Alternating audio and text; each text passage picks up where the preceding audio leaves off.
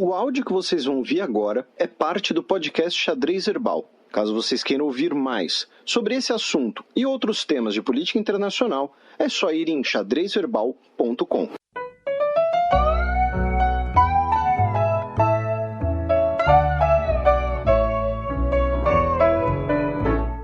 Check.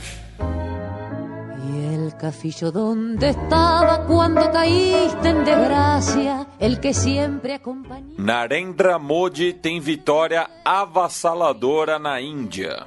Bem, como a própria manchete diz, foi uma grande vitória do Modi e da sua aliança, especialmente porque o partido do Modi, né, cresceu, não apenas a sua aliança, mas o seu próprio partido, né, o seu partido sozinho já teria uma maioria do parlamento.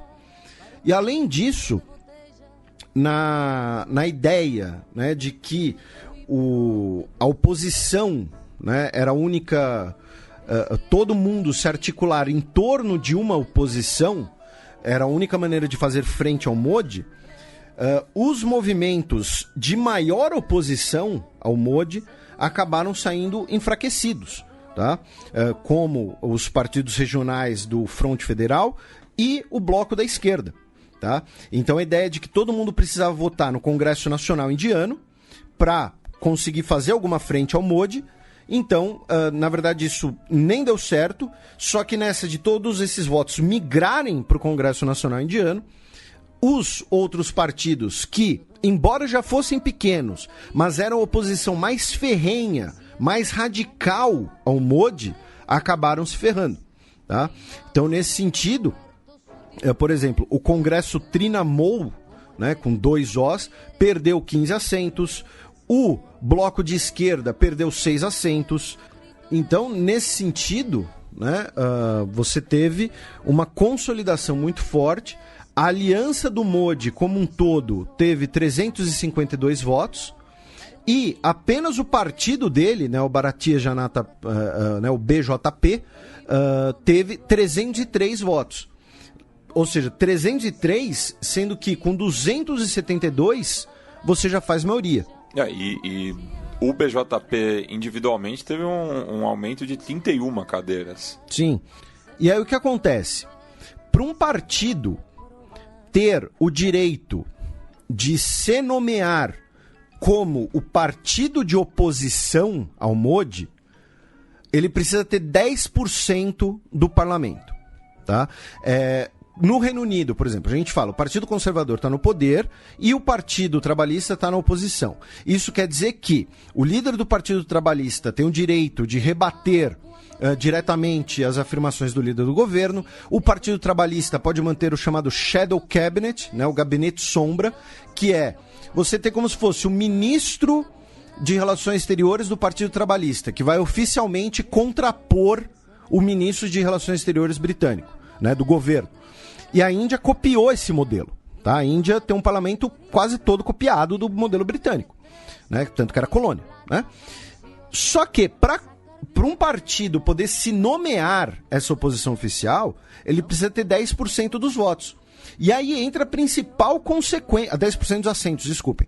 Aí entra a principal consequência dessa vitória ali, que meio que pulverizou a oposição e numa tentativa de consolidar a oposição numa aliança, acabou nem isso dando certo. O Congresso Nacional Indiano ficou com 52 assentos. E ele precisava 55 para se nomear a oposição oficial. Então o Modi oficialmente não vai ter oposição. Ele vai, quando ele falar no parlamento, não vai ser aquela coisa que a gente fala da quinta série do parlamento britânico, que a Theresa May fala, e aí logo depois o Jeremy Corbyn vai lá e fala na frente dela e tudo mais. Não vão poder fazer isso. Porque, embora a aliança de partidos tenha conseguido 87 assentos, o Partido Nacional do Congresso Nacional Indiano só teve 52, né, que é o partido do Nehru, é o partido do Gandhi, tanto que o candidato era o Rahul Gandhi, que ele é descendente do Nehru, né, houve ali um casamento, literalmente, e uma adoção do nome Gandhi, pela família Nehru. Então, que é a família historicamente governou a Índia durante muito tempo, uma lógica desenvolvimentista e terceiro-mundista durante a Guerra Fria. O Modi, por outro lado, ele representa esse nacionalismo hindu, que a gente já mencionou aqui por conta da estátua do Sardar Patel, né? Não é Sardar Patel, que é o seguinte: quando a gente pensa em independência da Índia, a gente pensa em Gandhi e Nehru. A gente não pensa no Patel, que era o líder dos hindus, né? Do nacionalismo hindu. Então, essa ideia de valorizar a própria história do partido, né? O Patel, eles foram ali, comparando com os Estados Unidos, né? Foram ali os Founding Fathers da independência da Índia, né? Só que o Gandhi acabou se tornando ali uma figura apartidária, o Nehru, né, liderou o Congresso Nacional Indiano, e o Sardar Patel ficou ali meio de lado, meio excluído. E, como a gente mencionou no programa passado, o fato de que o Gandhi foi assassinado por um nacionalista hindu, por um extremista hindu, acabou colaborando para o Patel ficar de lado, né? Então, a vitória do Modi eu não vou dizer que é sem precedentes, porque eu não cheguei a estudar todas as outras eleições indianas. Mas, quando a gente olha para o mundo de hoje, né, em que você tem, em vários lugares, um conflito entre executivo e legislativo, nós temos, nesse sentido, uma Índia agora que vai ser o Modi ele vai ter um espaço de manobra muito amplo para conduzir o governo da maneira que ele desejar, tá? Se isso vai ser bom ou ruim, aí nós temos duas questões. 3 até. Tá? Ele já está na história por ser o primeiro-ministro que é reeleito sem ser do Congresso Nacional Indiano, na história indiana, tá? Ou seja, ele tem tudo aí para ficar 10 anos no cargo, né, sem ser do Congresso Nacional Indiano. Ele, né, é considerado, né, e a gente já falou isso aqui, né, do ponto de vista interno, um cara que tenta ali uma modernização de fatores socioeconômicos indianos. A crítica do Modi, né, coloca ali que o desenvolvimentismo do Congresso Nacional Indiano ele foi muito bom para gerar um crescimento da Índia, foi muito bom para projetar a Índia internacionalmente, incluindo o seu programa nuclear. Porém, do ponto de vista interno, né, foi marcado ali por uma questão de você ainda ter uma desigualdade muito grande, de você ainda ter problemas de saneamento básico, problemas de abastecimento de água. Tanto que o principal foco dele internamente é saneamento básico e fornecimento de água, né? Infelizmente, a Índia tem esse cenário. Também internamente, do ponto de vista econômico, ele é um cara que adota uma política de abertura econômica, né, usando um termo aqui, né, muito usado no Brasil, na ideia da liberalização econômica, né? Então diminuiu leis trabalhistas, diminuiu leis ambientais. A Índia, que já tinha leis ambientais fraquíssimas, né?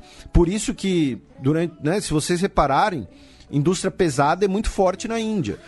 Desmantelar navios é muito forte na Índia. Os caras vendem o navio aqui no Brasil, reboca para desmontar lá na Índia.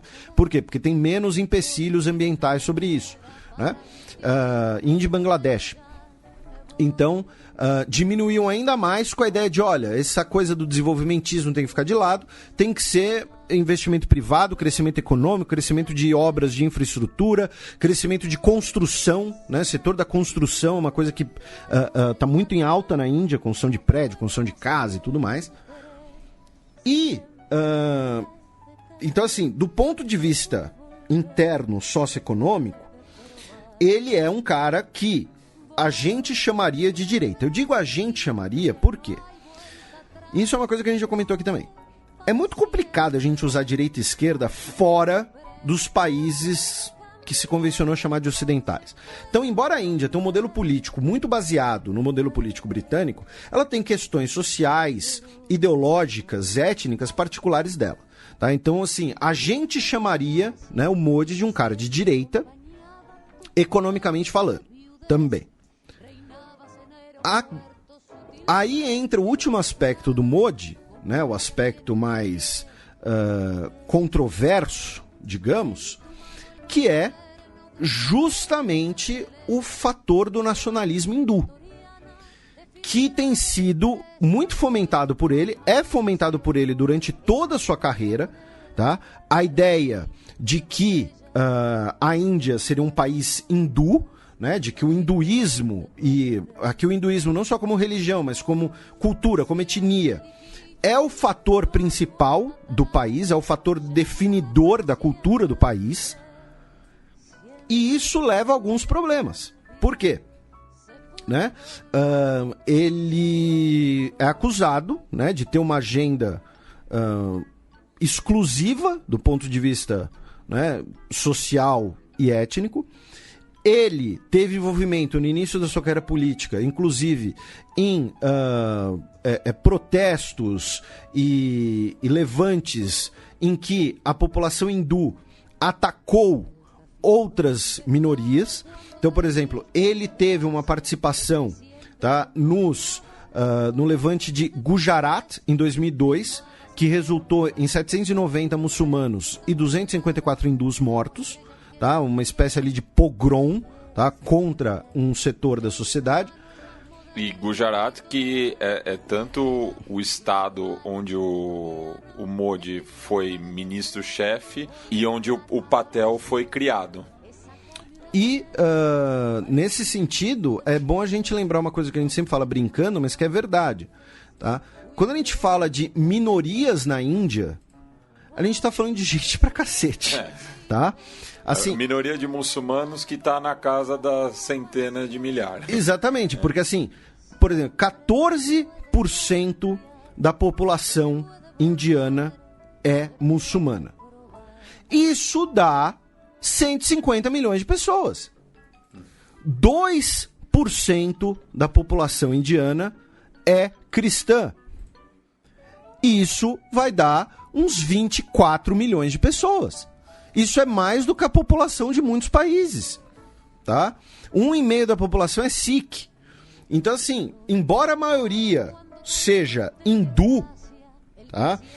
Tanto religioso quanto, né, do ponto de vista ali cultural, digamos assim, né, quase 80% da população indiana é hindu.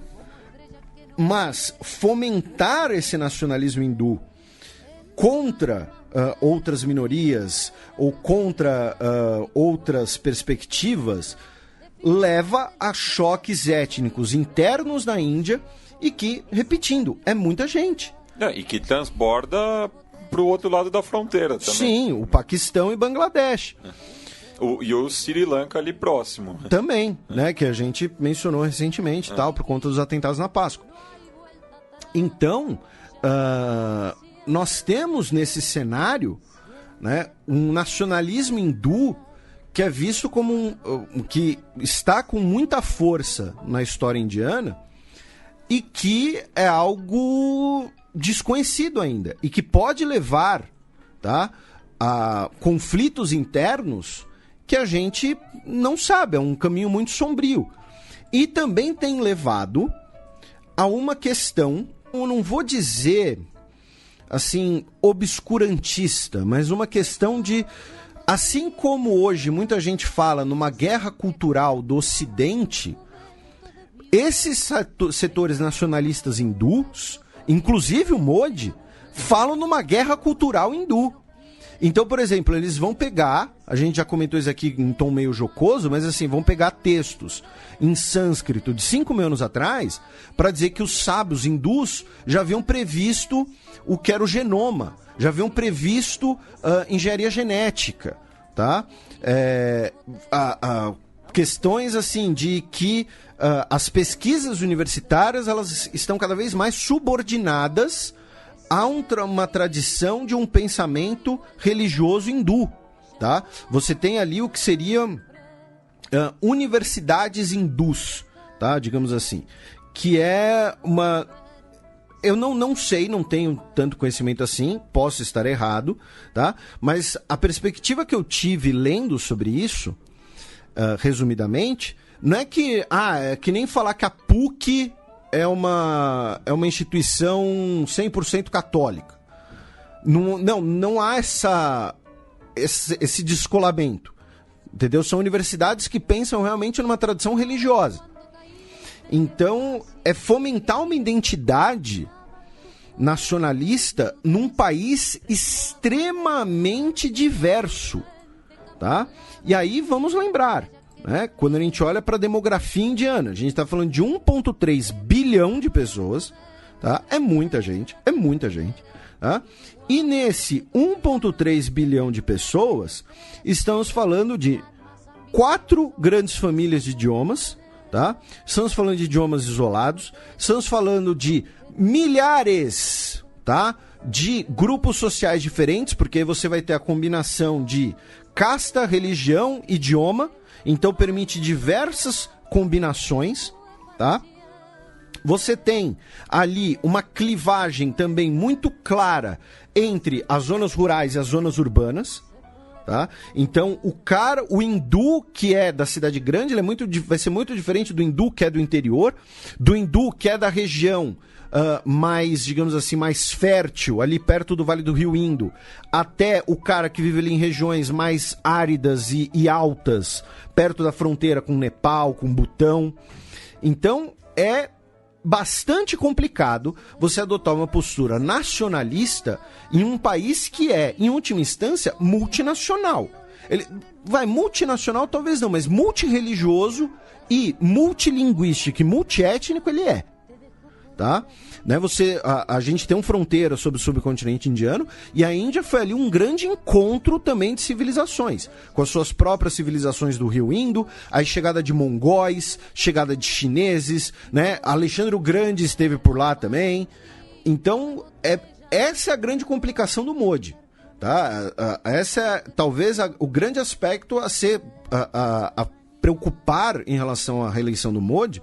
Não é, não, o cara...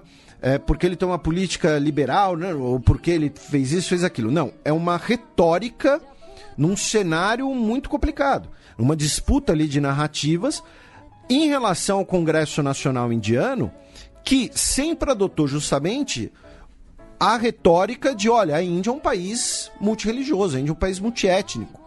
Tá? A Índia é uma a ideia de construir um nacionalismo indiano, por isso o nome Congresso Nacional Indiano, e não nacionalismo hindu ou nacionalismo muçulmano, até porque os adversários, digamos assim, do Congresso Nacional Indiano pré-independência eram quem? Era a Liga Muçulmana, que são os caras que vão fundar o Paquistão.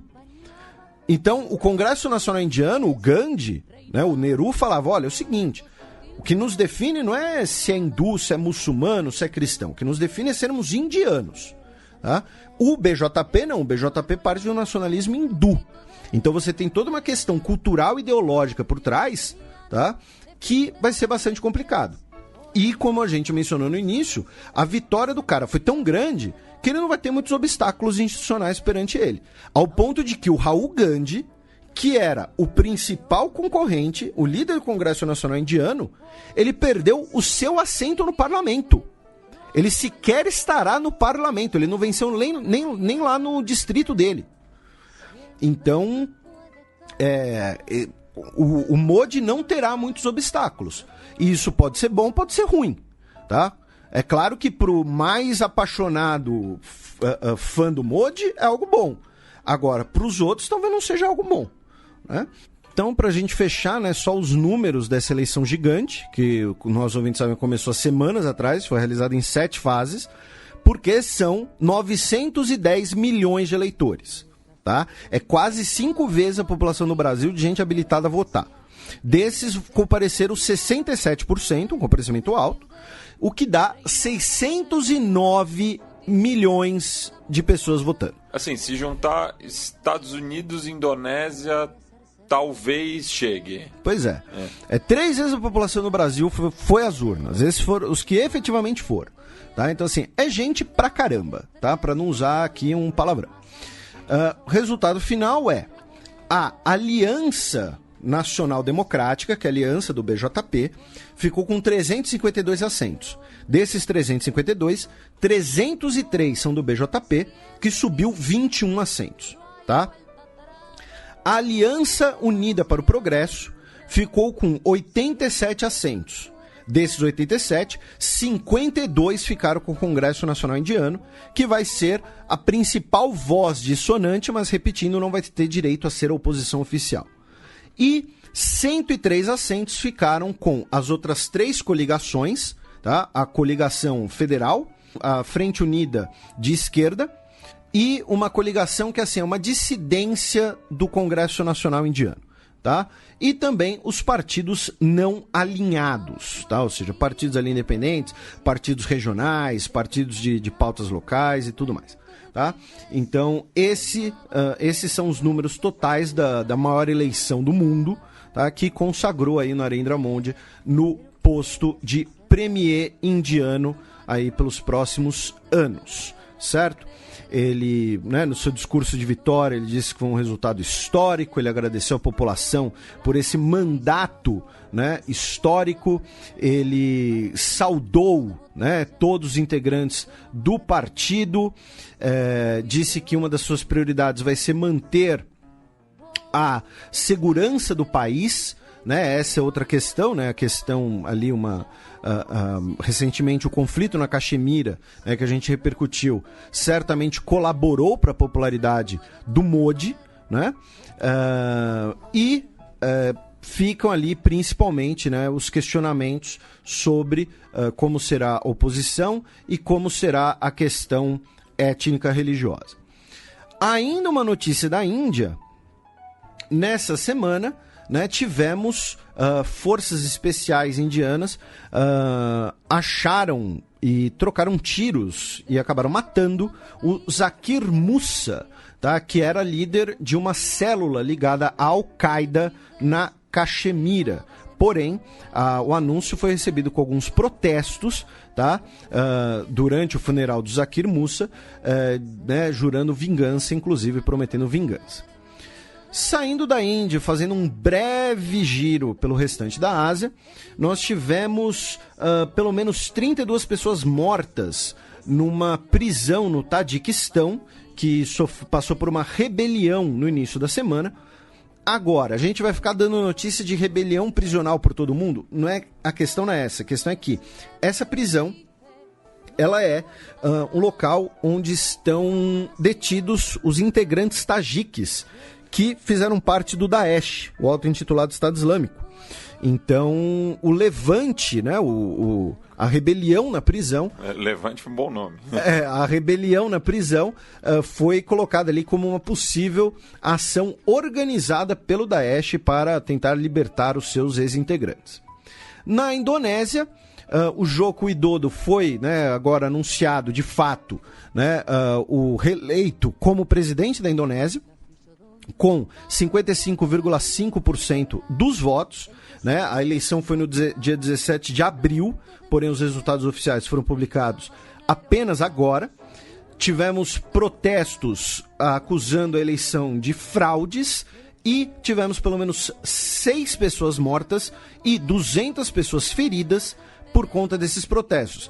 Inclusive, o candidato da oposição, o ex-general Subianto, disse que não aceita o resultado, tá?